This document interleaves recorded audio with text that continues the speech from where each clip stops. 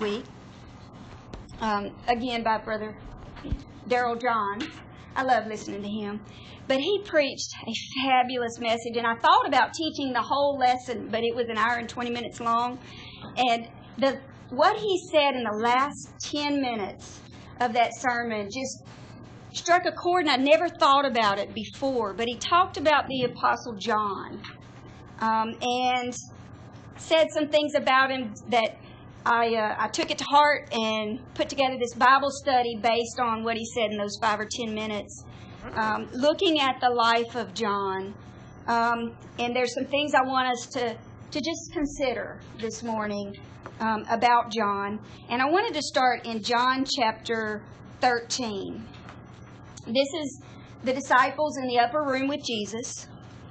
And starting in verse number 23, well, shortly before that, Jesus, in verse 21, said, I say unto you that one of you shall betray me.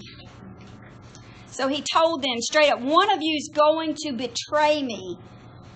And so the disciples looked around, doubting of whom he spake. Of course, one of them knew, but we get to verse 23 and it says, Now there was leaning on Jesus' bosom one of his disciples whom Jesus loved. And one of the things I love about John's writings is he always talks about himself in the third person, or he does it quite often. And he says, oh, the disciple who Jesus loved. Yeah. And he loves to say, I'm the one who Jesus loved.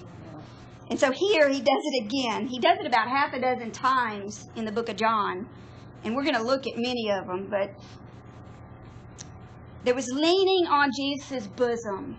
So he was very close to Jesus, leaning against him. So that implies great friendship there. He was very close to Jesus. He was leaning on him. And Simon Peter therefore beckoned to him, that he should ask who it should be of whom he spake. So it's like John must have been closer to Jesus than Peter was, because he beckons to John, ask the Lord who it is that's going to betray him. So that implies that John was at least physically closer to Jesus than Peter was. And verse 25 says, He then, lying on Jesus' breast. Now that implies even greater closeness. Saith to him, Lord, who is it? Jesus answered, He it is to whom I shall give a sop when I have dipped it. So Jesus said that, and I've never thought or seen it this way before, but John was leaning against his breast and asked him that question. And Jesus answered. And in the past, I've always thought, well, he must have answered the whole room. But then if you read on, let me show you something. It says, And when he had dipped the sop, he gave it to Judas Iscariot, the son of Simon. And after the sop, Satan entered into him. Then said Jesus unto him, That thou doest, do quickly. Verse 28. Now, no man at the table knew for what intent he spake this unto him. For some of them thought that because Judas had the bag, that Jesus said unto him, Buy those things that we have need of against the feast, or that he should give something to the poor. So, those around the table didn't know why Jesus handed the sop to Judas. But one of them did. John did. Did y'all see that? Now, I have a study Bible. Got my hands on it recently. It's the Evangelical Parallel New Testament. And what I love about this book is I can go to any scripture text in the New Testament, and there are 8 different translations over that set of scriptures. And they're all English, of course. And they're all different translations. But sometimes if you really want to study something and see, well, wait, am I seeing something just off the wall out there? Or have other people seen this too? So I went and I read. And let me read you this passage in the New Living Translation. It says, one of Jesus' disciples, the one Jesus loved, was sitting next to Jesus at the table. Simon Peter motioned to him to ask who would do this terrible thing. Leaning toward Jesus, he asked, Lord, who is it? Jesus said, it is the one to whom I give the bread dipped in the sauce. And when he had dipped it, he gave it to Judas, son of Simon Iscariot. As soon as Judas had eaten the bread, Satan entered into him. Then Jesus told him, hurry, do it now. Now, none of the others at the table knew what Jesus meant. That implies that John was the only one that heard when Jesus said, the one I give the sop to is the one that's going to betray me. Now, the fact that Jesus would declare something that significant just to John implies a very close relationship. And I don't know if you figured it out yet, but the gist of today's Bible study is that, as Brother Hal preached last night, we're all on a mission to get to heaven. And there's not a doubt in my mind that everybody in this room is going to make it. We all desire to go to heaven. And those disciples in that upper room, with the exception of Judas, wanted to make it to heaven. They wanted to spend eternity with God. They knew that Jesus was the way, the answer. And they all had a relationship with Jesus. But there were 3 of those disciples that had a closer relationship than the others, Peter, James, and John. And of those 3, there was one that had an even closer relationship. And that was John, who the Bible describes as the disciple whom Jesus loved. And I guess the point I am attempting to make is there's a closer relationship that we can have with God if we want it. It's possible to live for God and to make it and to not sin and to obtain salvation. But then there is a place you can go in God that is closer. It doesn't mean the people that aren't at that place with you aren't going to make it to heaven. But each one of us can make a decision in our own walk here on earth to be close to God. Because God desires relationship with Him. And I think that more than any of the other disciples, John had a handle on this thing called relationship with God. More so than even the other that were closest to him. So John was very close to Jesus, as we saw in this Last Supper account. Turn to Luke chapter 9.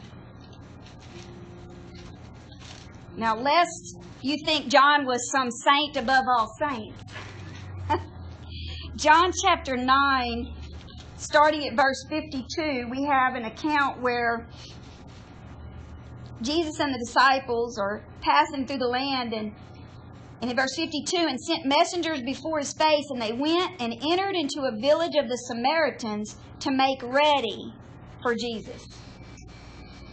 And they did not receive him, because his face was as though he would go to Jerusalem. And when his disciples, James and John, saw this, when they saw that this Samaritan city was not going to be receptive to Jesus passing through, they said, Lord, wilt thou that we command fire to come down from heaven and consume them, even as Elias did? Now, history tells us, the Bible tells us, that James and John were the sons of Zebedee, the sons of thunder. And they were known for having a fiery temper at times. So they were very good and peaceable men, but when you turned on them or did something against them, we can see in this passage here that they react, Lord, let us command fire to come down from heaven and consume this city. So they were good men, but they were still human, even though they had that close relationship with God. And of course, Jesus turned and rebuked them and said, Ye know not what manner of spirit ye are of. For the Son of Man is not come to destroy men's lives, but to save them. And they went to another village. And John took this to heart, because throughout his writings, you see love emanating. So here, this is pretty early in their ministry. We see John's temper, but he learned from Jesus. And throughout the book of John, his writings, and even into First John, 2 John, and 3 John, and the book of Revelation, you see John's writings reflect the love of God and how God has such a love for mankind. Now, I was reading this morning about some of the historical record of John that's outside of the Bible, just like Clement, one of the first century fathers of the church, and Tertullian, who was Trinitarian, and a couple hundred years after. But anyway, they all tell this story about John. And I don't know if you've ever heard it before, but John went to a particular place in his ministry, and he was speaking with a bishop, and there was a young boy there. And he told the bishop, I'm giving you this gift, this deposit of this soul. And I want you to keep him in the faith until I return. And so for a while, the boy lived for God. But as he got older, I think the boy was around 11 when John left this young boy in the bishop's charge. And as the boy grew up in his teenage years, he started hanging around with the wrong crowd. And he left the church. And he became a thief, a robber, and eventually a murderer. And so he and his gang, near the church, there was this mountain, and they controlled that mountain.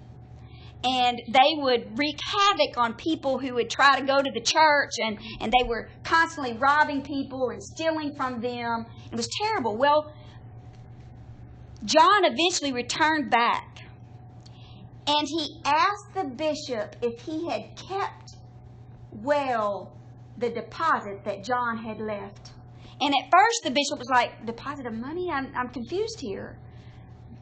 But then John explained, the boy, the young boy I left in your care. And the bishop said, oh, well, he is dead to us. And John said, well, how did he die? And the bishop said, well, he's not physically dead, but he's dead spiritually. And John said, well, where can I find him? And the bishop said, well, he and his gang, they control this mountain right across the way from the church. But they are thieves and robbers. If you go there, they'll kill you. And John immediately mounted a horse and rode to the mountain. And, of course, the gang intercepted him. And John demanded, take me to your leader. And they took him to this young boy, who is now a young man. And when that young man saw John, now John at this time is up in age. This is after his exile to Patmos.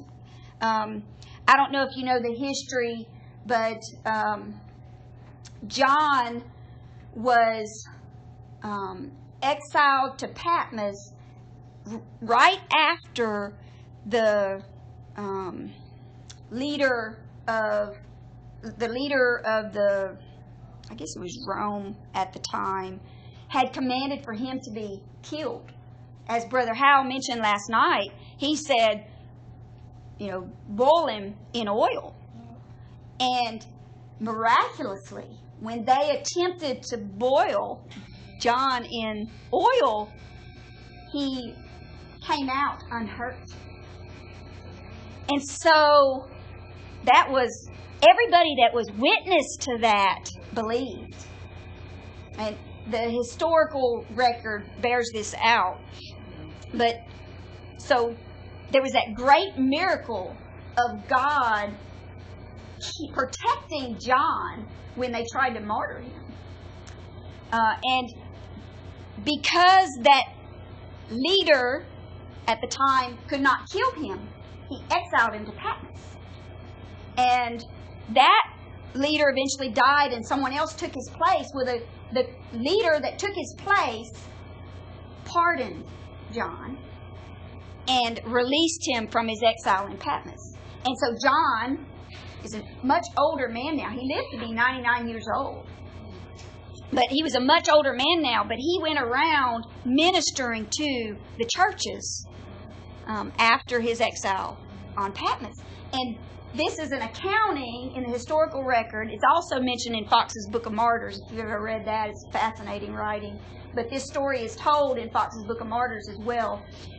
So anyway, we're at the point in the story where this gang has taken John to this young man. And as soon as the young man sees John, he immediately turns around and runs. And John, now consider he's an older man now, but he leaps off his horse and chases after him. And he catches up to the young man. And when he reaches him, he tells him that there's still hope for him. And immediately the young man breaks down and falls at John's feet. And John, of course, kneels down with him, hugging him, telling him God still loves you and has sent me to you. And the young man goes with John back to the church. And the historical record says that John stayed with that young man. And they prayed and fasted. And he received his salvation again. And it's just a beautiful story of redemption and how John had such a love for that young boy that he left in the hands of the ministry and it failed. But then John goes back and finds that young man and has such a love for that soul, a Christ-like love, that he brings that boy and he doesn't just pray him through and leave, but he stayed and he made sure that he was established again in the faith before he left again. And what a beautiful picture that is of the love of God and how John reflected Christ's love throughout his ministry. So anyway, that was something I read this morning that I just thought was powerful. But John he learned from Jesus' teaching, and he had such a close relationship with God that he emanated the love of God. Turn to John chapter 19.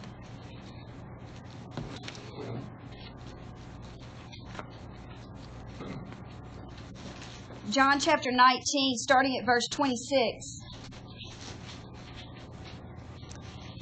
It says, when Jesus therefore saw his mother and the disciple standing by, whom he loved, he saith unto his mother, Woman, behold thy son. Then saith he to the disciple, Behold thy mother. And from that hour, that disciple took her unto his own home.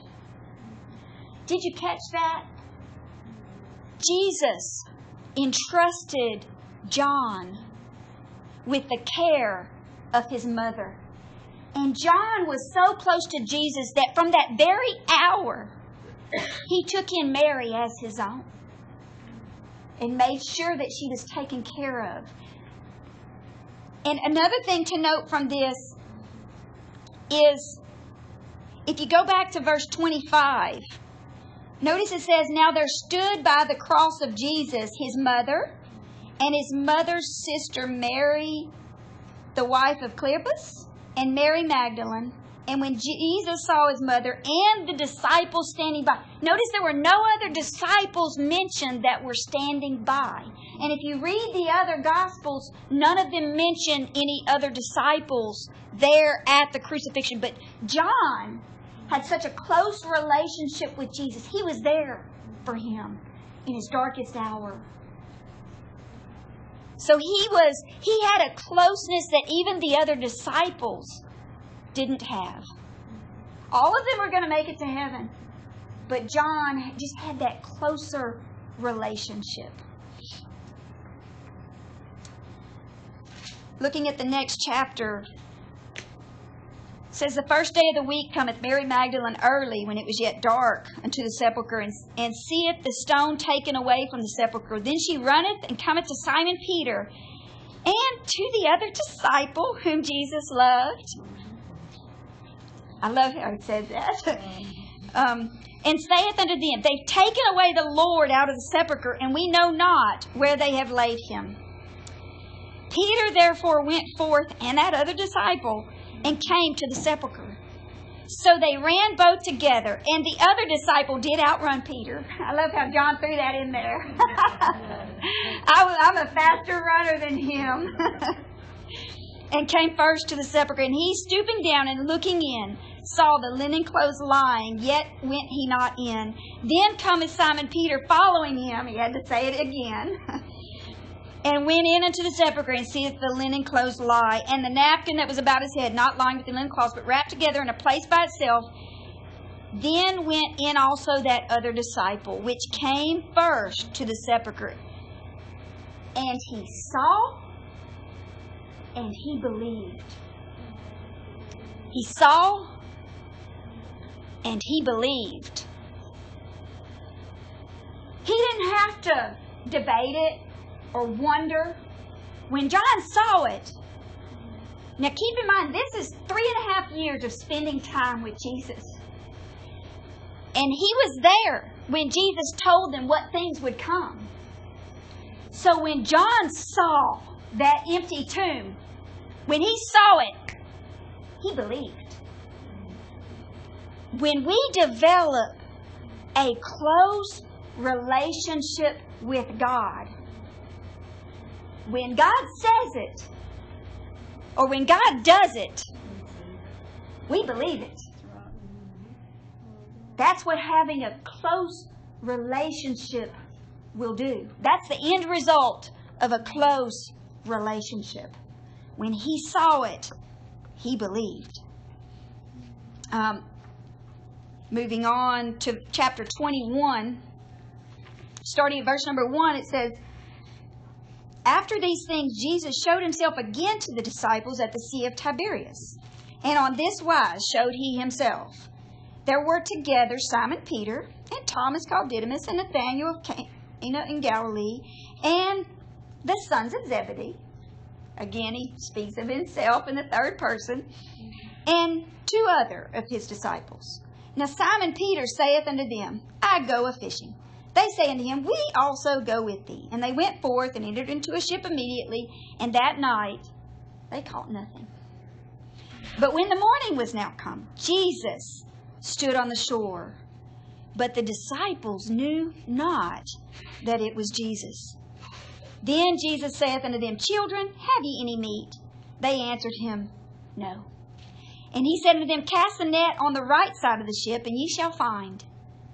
They cast therefore, and now they were not able to draw it for the multitude of fishes.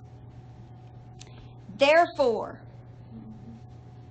that disciple whom Jesus loved saith unto Peter, It is the Lord. He knew, because he knew the result of the hand of his God. And he immediately said, It's the Lord. Peter didn't catch that. Not until John pointed it out to him. It's the Lord. And then that's when Simon Peter heard that it was the Lord, that he girded his fisher's coat about him and cast himself into the sea. But Peter didn't know till John, that one that was closest to Jesus, knew. Because as soon as John saw, he knew it was God. And there's times that people that don't have such a close relationship with God, they think, oh, it's just coincidence. But if you have a close walk with God, when God performs miracles in your life, as He is prone to do, you recognize it for whose work it is. And then looking later on in the same chapter, at verse 17, this is the same event. They're now sitting around the fire eating the fish that they caught. And Jesus says for the third time, Simon, son of Jonas, lovest thou me? And by this point it's the third time. So Peter's grieved, because he said unto him, the third time, lovest thou me? And he said unto him, Lord, thou knowest all things. Thou knowest that I love thee. Jesus saith unto him, Feed my sheep. Verily, verily, I say unto thee, when thou wast young, thou girdest thyself and walkest whither thou wouldest. But when thou shalt be old, thou shalt stretch forth thy hands, and another shall gird thee and carry thee whither thou wouldest not. Well, that sounds kind of weird, but then the Bible tells us that this spake he, signifying by what death he should glorify God. And we all know that Peter was crucified. He was martyred through crucifixion, just as the Lord was, only Peter said to hang thee upside down. But Jesus told Peter in this way, he prophesied how Peter was going to die. And when he had spoken this, he said to Peter, Follow me. Then Peter, turning about, seeth the disciple whom Jesus loved following, which also leaned on his breast at supper. So here we have John again leaning against Jesus. There's that closeness. And he said, which had also leaned on his breast at supper and said, Lord, which is he that betrayeth thee? Okay, so never mind that. All right, Peter seeing him. So Jesus had just prophesied to Peter how he was going to die. And Peter looks around, he sees John. And he says, well, Lord, what shall this man do? What's going to happen to him? And Jesus says to Peter, If I will that he tarry till I come, what is that to thee? Follow thou me.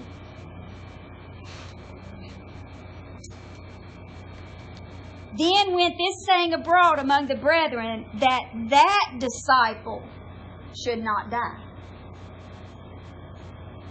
And yet Jesus said not unto him, He shall not die. If I will that he tarry till I come, what is that to thee? And then John goes on to tell us, This is the disciple which testifieth of these things, and wrote these things, and we know that his testimony is true. So Jesus prophesied that Peter was going to be martyred. And then he said, but if it's my will that John isn't a martyr, then what's that to you? You just worry about making sure your walk with me is right. Follow thou me. And there's a lesson we can learn in that. A lot of times we get our eyes on others. Well, what about them, Lord? Why aren't you doing the same thing to them? But that's a no-no. We need to keep our eyes on our task, and that is follow thou me. Because what someone else's relationship is with God is not my business. My business is making sure that I follow Christ.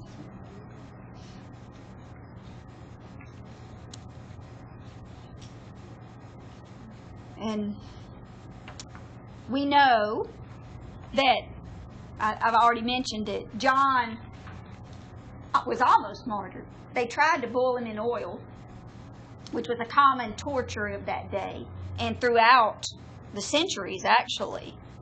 If you ever read Fox's Book of Martyrs, you'll see it was very common for,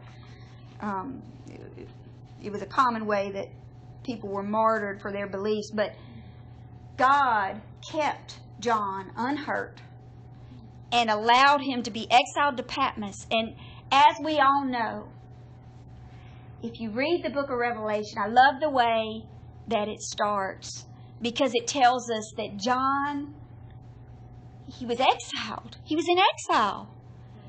But yet, he still had that close relationship, because he said, I was in the Spirit on the Lord's day. And that's when God revealed to John, and John saw the Lord coming, just as Jesus had prophesied in John 21 that he would. John saw Jesus coming in his glory, and he wrote it down, and we have that account that Brother Howell preached so wonderfully about last night. But John, even in the midst of his exile, had that closeness with God, and he was in the Spirit. And we can have that kind of closeness and relationship with God if we desire it. Yes, we're all going to make it to heaven, but how close do you want to be in your walk with God? How much do you desire relationship with Him? And if you look at John's writings, historians credit him with writing the book of John, and then 1st, 2nd, and 3rd John, and also the book of Revelation. So we have 5 books of the Bible that John pours his heart out to us. And the theme, the thread running through it all is God is love. And he also writes a whole lot about relationship with God and with others. I mean, he's the one that says, if you love God, you'll keep His commandment. And His commandment is love one another. So John, even more than Paul, emphasized the love of God and relationship with God. And in each of those books he wrote, he said, I'm a first-hand witness of these things. And you can trust, you can know that what I tell you is true. And he focused a lot on the love of God. And he spoke about having relationship with God. And he could say that because throughout the Bible, everywhere John is mentioned, we see a closeness to God. Even more so than any of the others. He was close to Jesus. He was in His innermost circle, and then even beyond that, he leaned against Him. And Jesus spoke to him alone certain things. And then another thing I love, I reread 1st, 2nd, and 3rd John, and I'm going to give you all a homework assignment. Go reread 1st, 2nd, and 3rd John. There are some amazing things in those scriptures. But one of the things that jumped out at me that I wanted to mention is he talks about the relationships of father Son, and Spirit. And I know that as oneness and apostolics, we like to avoid talking in those terms. But if you think about the relationship of God as our Father, it is such a beautiful relationship. And then relationship of God as the Word in flesh, the part of God that we can comprehend, robed in flesh, that became our means of salvation when He died for us. It's such a beautiful thing. And then the fact that we can experience His Spirit in our lives. You know, turn to 1 John chapter 5. I'll go there. 1 John chapter 5.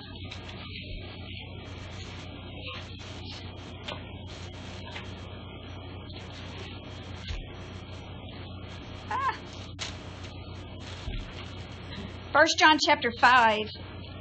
You know, a lot of times apostolics like to avoid this verse, but I love this verse because John talks about relationship. And in verse number 7, he says, "For there are three that bear record in heaven, the Father, the Word, and the Holy Ghost." And if you think about it, those are the three relationships that God has with us as people. He is our Father, and He is the Word, our salvation, and He is the Spirit that leads and guides and directs us. So John gives us a beautiful portrayal of how God has relationship with us. And that's the common theme throughout all of his writings is relationship. And how God loves us through the relationship that we have with Him. And that there's a closeness. There's a place close by God. If we desire it, we can have it. So that's what I had for us today. We can have that closeness to God that goes above and beyond the norm. It goes above and beyond just knowing you're saved. But God desires that relationship, and we can have that relationship if we but seek it and desire it and want it. It's there waiting for us. There's a closeness, a place that we can go with God. And John so beautifully portrays that closeness to us.